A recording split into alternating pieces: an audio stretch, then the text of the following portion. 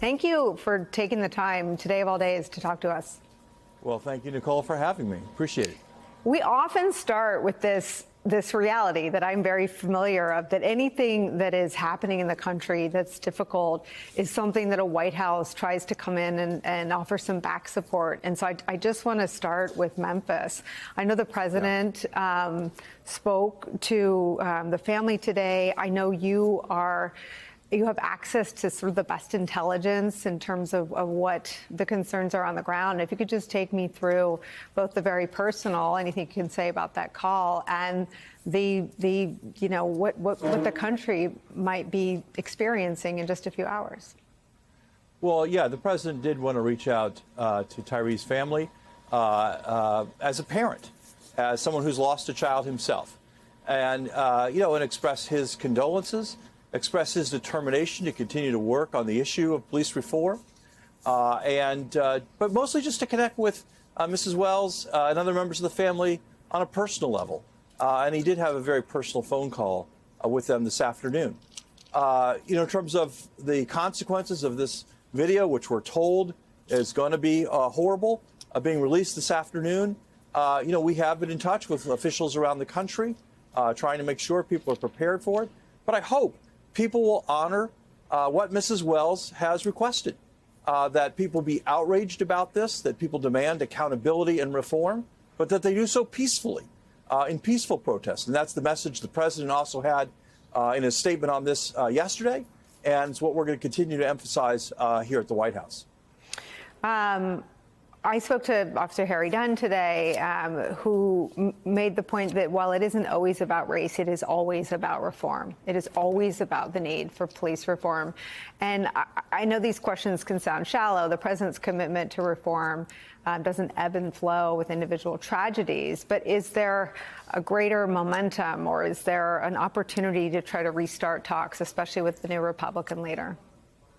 Well, look, as you know, Nicole, the president sent the George Floyd Police Reform Act to Congress shortly after he arrived. He's been working on that. We haven't had success in getting that through the Congress. And when that got stopped, he did something no president had done.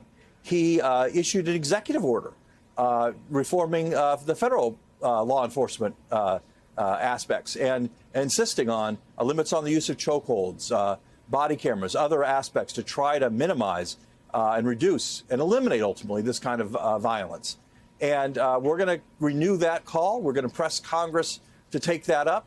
I'm not naive. I understand how hard this is. We've been working on this for 2 years. But I hope that the fact that we continue to have these incidents in this country wakes people up to the fact that we need to act. Ron, I want to switch gears a little bit. The attack on Paul Pelosi, I think, really shattered not just people who know Speaker Pelosi and her partner and husband, Paul Pelosi, but anyone in public life, because we live in a moment where political violence has been normalized in the way it's talked about. Polls reflect that a lot of people on the right think it is a reasonable means for carrying out an agenda if nonviolent means don't get you there. And Facebook has just said that it will put Donald Trump back on their platforms, Facebook and Instagram, really at a moment when it seems that our country doesn't have this under control. In New Mexico, there's a case involving a mastermind of 4 shootings. There's the attack on Paul Pelosi, and the threat seems everywhere. What are your thoughts about the decision to return Trump, one of the greatest purveyors of political misinformation the world over, to Facebook? Well, that's Facebook's decision. And I think the important thing is that any of these platforms, monitor incitements to violence and take action in response to those incitements. Look, I agree, Nicole. One of the great challenges we have as a democracy is making sure that the rule of law and that the will at the ballot box are what decides questions in this country, not the rule of the mob and not violent acts. And, that's something President Biden spoke out very forcefully about before the last election.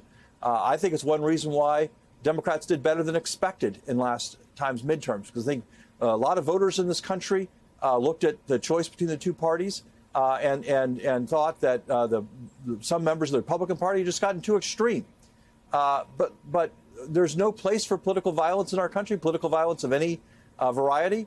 And I think it's very important that responsible leaders in both parties continue to speak out about this and continue to say it's just not the way we approach disputes in this country.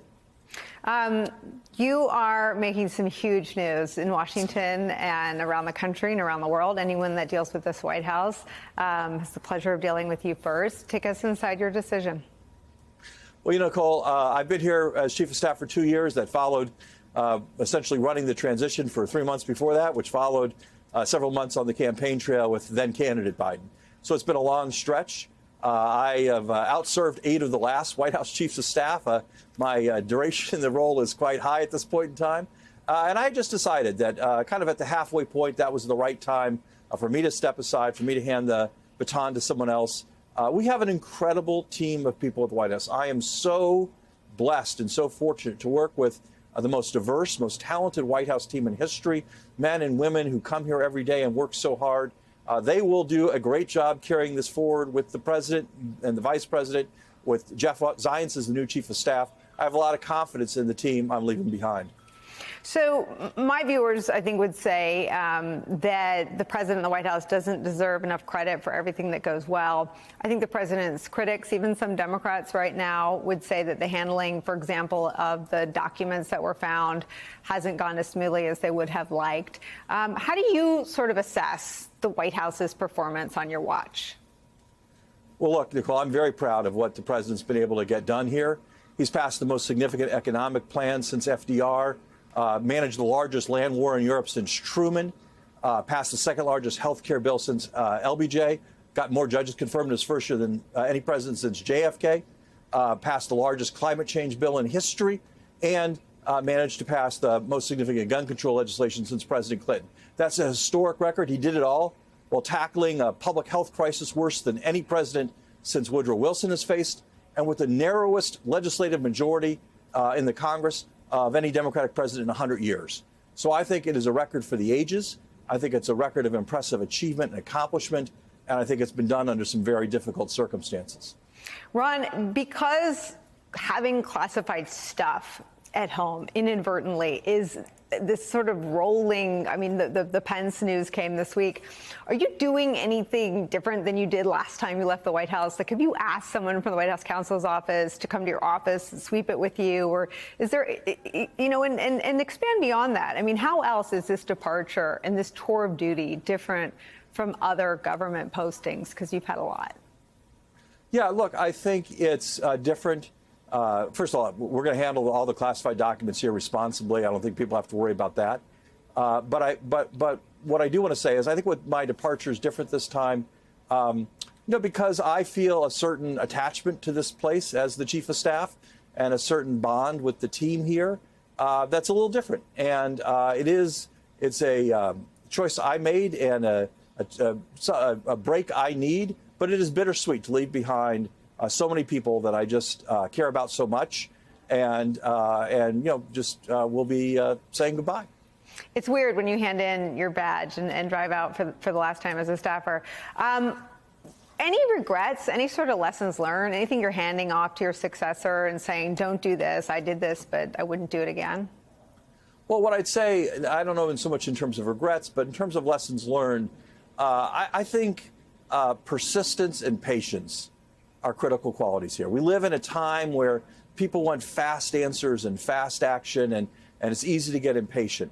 But I think the success of this president and his White House staff has been a success of persistence, of continuing to pound away at things like passing the Inflation Reduction Act, passing the infrastructure bill, passing the CHIPS bill, getting inflation down, getting unemployment down. These things were things that we didn't fix in the first week or the first month or even the first year. But through steady and relentless persistence, we've made progress in all these big problems. And that is certainly a lesson I'm taking away from here. Two-part question, and then we'll let you go. When is your last day? And after arrest, would you consider helping this president with his re-election should he run? So my last day is going to be February 8th.